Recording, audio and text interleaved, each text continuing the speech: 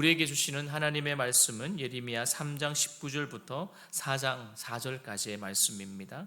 구약 성경 1054쪽에 있습니다. 예레미야 3장 19절부터 4장 4절 말씀까지의 말씀을 함께 합독하도록 합니다. 시작. 내가 말하기를 내가 어떻게 하든지 너를 자녀들 중에 두며 허다한 나라들 중에 아름다운 기업인 이 귀한 땅을 내게 주리라 하였고, 내가 다시 말하기를 너희가 나를 나의 아버지라 하고 나를 떠나지 말 것이라 하였노라. 그런데 이스라엘 족속아, 마치 아내가 그의 남편을 속이고 떠나감과 같이 너희가 확실히 나를 속였느니라. 여호와의 말씀이니라. 소리가 헐벗은 산 위에서 들리니 곧 이스라엘 자손이 애곡하며 간구하는 것이라. 그들이 그들의 길을 굽게 하며 자기 하나님 여호와를 잊어버렸음이로다. 배역한 자식들아 돌아오라. 내가 너희의 배역함을 고치리라 하시리라. 보소서, 우리가 주께 왔사오니 주는 우리 하나님 여호와이심이니이다. 작은 산들과 큰 산 위에서 떠는 것은 참으로 헛된 일이라. 이스라엘의 구원은 진실로 우리 하나님 여호와께 있나이다. 부끄러운 그것이 우리가 청년의 때로부터 우리 조상들의 산업인 양떼와 소떼와 아들들과 딸들을 삼켰사온즉 우리는 수치 중에 눕겠고 우리의 치욕이 우리를 덮을 것이니, 이는 우리와 우리 조상들이 청년의 때로부터 오늘까지 우리 하나님 여호와께 범죄하여 우리 하나님 여호와의 목소리에 순종하지 아니하였음이니이다. 여호와께서 이르시되 이스라엘아, 내가 돌아오려거든 내게로 돌아오라. 내가 만일 나의 목전에서 가증한 것을 버리고 내가 흔들리지 아니하며 진실과 정의와 공의로 여호와의 삶을 두고 맹세하면 나라들이 나로 말미암아 스스로 복을 빌며 나로 말미암아 자랑하리라. 여호와께서 유다와 예루살렘 사람에게 이와 같이 이르노라. 너희 묵은 땅을 갈고 가시덩불에 파종하지 말라. 유다인과 예루살렘 주민들아, 너희는 스스로 할례를 행하여 너의 마음 가죽을 베고 나 여호와께 속하라. 그리하지 아니하면 너희 악행으로 말미암아 나의 분노가 불같이 일어나 사르리니 그것을 끌 자가 없으리라. 아멘. 3장부터는 그의 백성과의 관계를 결혼식으로 비유하였습니다. 하지만 이스라엘은요, 보시면 자신의 그 결혼 서약에 불성실하였습니다. 보니까 성경에서는 남편에게서 등을 돌리고 남편을 배신하였다고 말하죠. 그래서 3장 1절에 보니까요, 그들이 말하기를 가령 사람이 그의 아내를 버림으로 그가 그에게서 떠나 타인의 아내가 된다 하자 남편이 그를 다시 받겠느냐, 그리하면 그 땅이 크게 더러워지지 아니하겠느냐 하였느니라. 내가 많은 무리와 음행하고서도 내게로 돌아오려느냐, 여호와의 말씀이니라. 여러분, 3장 1절이 이렇게 시작되면서 오늘 본문 우리가 읽었던 19절부터는 어떠합니까? 이스라엘을 향한, 즉 이스라엘 백성을 향한 하나님의 열망이 나타납니다. 어떻게 나타납니까? 하나님은 그들을 자녀로 삼으시고 아름다운 땅을 주시겠다고 약속을 하셨습니다. 그러니 19절에 보니 내가 말하기를 내가 어떻게 하든지 너를 자녀들 중에 두며 허다한 나라들 중에 아름다운 기업이 이 귀한 땅에 내게 주리라 하였고, 내가 다시 말하기를 너희가 나를 나의 아버지라 하고 나를 떠나지 말 것이니라 하였노라 라고 합니다. 여러분, 북이스라엘의 배은망덕한 행동에도 불구하고 하나님은 그들에게 호의를 베푸십니다. 여러분, 성도 여러분, 하나님은요 진정으로 자기 자녀에게는요 그 무엇도 아끼지 않으시는 분이시죠. 여러분들도 자녀를 다 키워보셨고 또 키우고 있는 중이라면 아마도 이 부분은 같이 공감할 것 같습니다. 그러니 하나님의 자녀인 우리에게는 이것이 얼마나 놀라운 특권이 아닐 수가 없습니다. 하나님 안에 구하는 것은요 축복이죠. 정말 어마어마한 일입니다. 어마어마한 은혜입니다. 그리고 하나님은 그 백성들이 다시 아버지라고 불러주시기를 간절히 바라고 계시죠. 왜요? 백성들이 하나님 안에서 다시 기쁨을 누리고 또한 신뢰와 그 사랑의 친밀한 관계 속으로 들어오기를 원하시기 때문입니다. 여러분, 아버지라고 하는 그 단어 안에는 많은 것이 포함되어 있지 않습니까? 자녀들이 부모의 이름을 탁 부를 때, 부모님에게 아버지, 어머니라고 부를 때에는요 말하지 않아도 그 부모님은 그 자녀가 바라는 그의 마음을 충분히 이해할 것입니다. 그렇지만 백성들은요 그 관계를 원치 않았습니다. 성경에 보니 오늘 본문은 하나님을 속인 그 이스라엘 백성들의 그 악과, 즉 죄와 또한 더 나아가 우상을 섬겼던 그 죄악들에 대해서 아주 고발하고 있습니다. 고발하죠. 여러분, 죄는요, 속임 또한 거짓말에서부터 시작이 되어집니다.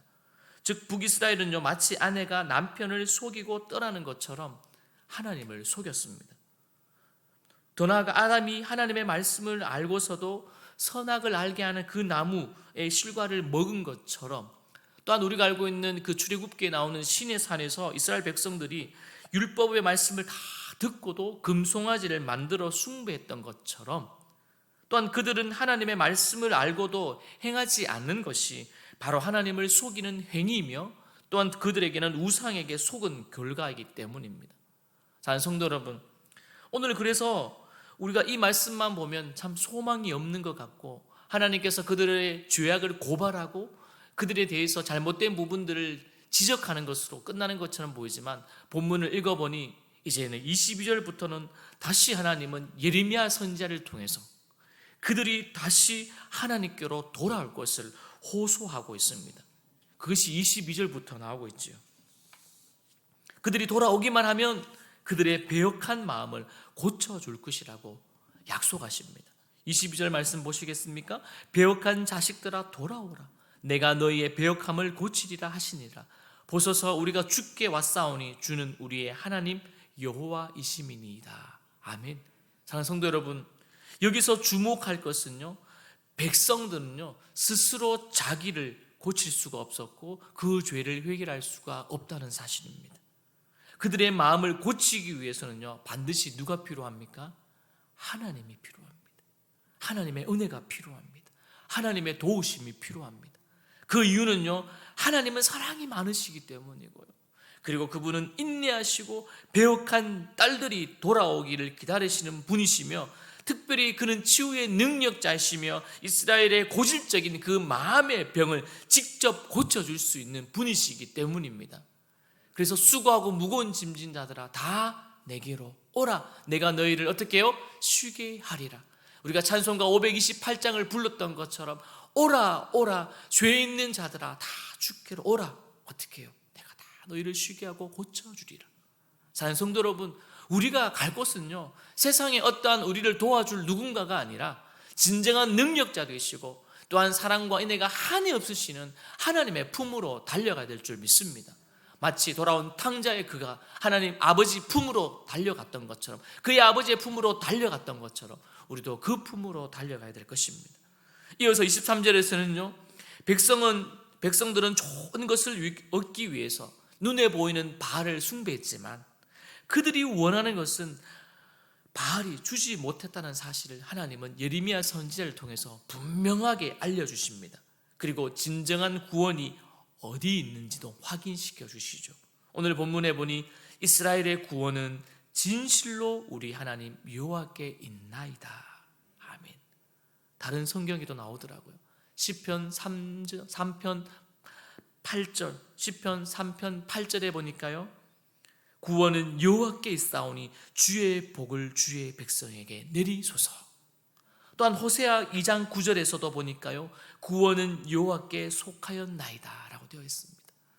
비슷한 맥락의 사무엘상에도 전쟁은 여호와께 속한 것이니, 여러분 다 하나님의 손에 있다는 것이죠. 그래서 우리는요 다 분명히 알아야 될 것은, 사실 우리가 하나님을 떠나는 가장 큰 이유는 바로 세상의 우상들이 더 달콤하고 마치 능한 것처럼 그 거짓말에 우리가 속아 넘어갔기 때문이었습니다. 사랑하는 성도 여러분 속지 마십시오.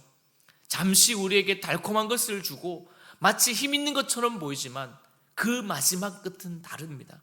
무너지고 우리를 배반하고 우리를 버리고 우리를 참혹하게 만들고 우리를 끔찍하게 만들고 우리를 비참하게 끝나게 만드는 것이 우상입니다.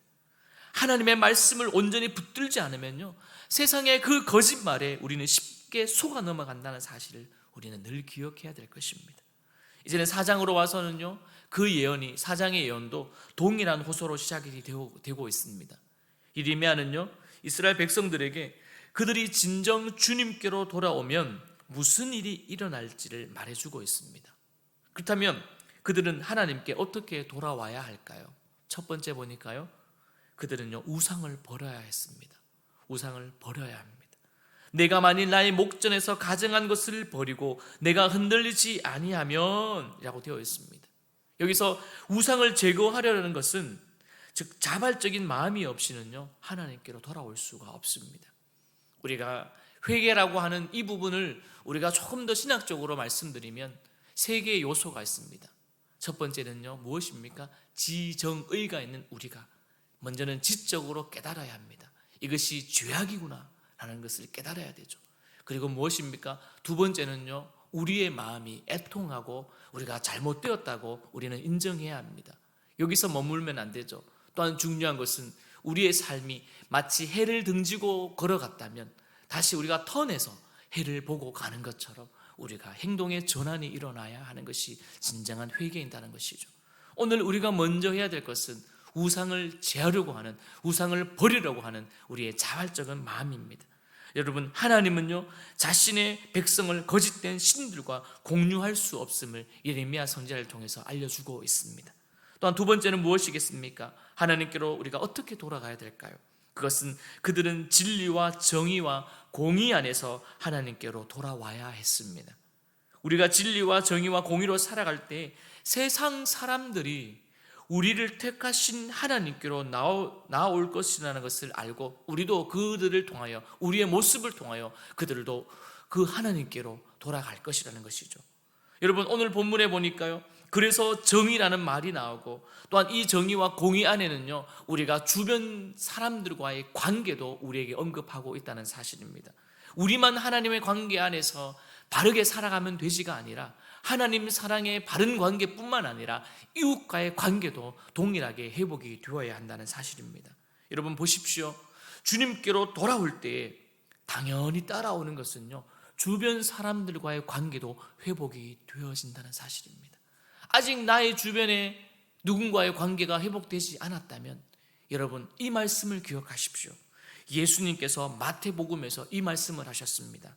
그러므로 예물을 제단에 드리다가 거기서 내 형제에게 원망 들을 만한 일이 있는 것이 생각나거든 예물을 제단 앞에 두고 먼저 가서 형제와 화목하고 그 위에 와서 예물을 드리라. 마태복음 5장에 나오는 말씀입니다. 하나님께로 돌아온 사람이라면, 주님과 회복된 관계가 있다 한다면 우리의 주변도 회복되어야 합니다. 그래서 예레미야서에서는요 돌아오라, 돌이키라라는 이 히브리어 슈브라는 단어가 125, 즉 120번이나 더 이렇게 많이 나오고 있습니다. 왜 그럴까요? 이스라엘의 회개를 의미할 때도 이 단어를 썼다면 동일하게 하나님께 나의 마음을 돌이킬 때에도 이 의미를 사용하고 있습니다. 우리들은 생명의 말씀을 들을 때에 마음 중심에서 회개가 일어나고 또한 더불어서 삶의 순종이 실천으로 드러나는 것이 신앙의 본질이라는 것입니다. 사랑하는 성도 여러분, 저와 여러분이 이 부분을 시작해야 되지 않겠습니까? 우리가 믿음에 믿는 사람, 하나님의 자녀인 것은 알지만 오늘부터라도 조금 더 이 믿음의 본질 앞에 충실하기를 소망합니다. 하나님의 관계도 우리가 몸부림치며 유지하기 위해서 살아간다면 더불어서 주변의 관계, 그것이 나의 가족과의 관계, 나의 형제와 자매의 관계, 나의 이웃에 대한 관계까지도 우리가 회복되는 데 힘을 써야 될 것입니다.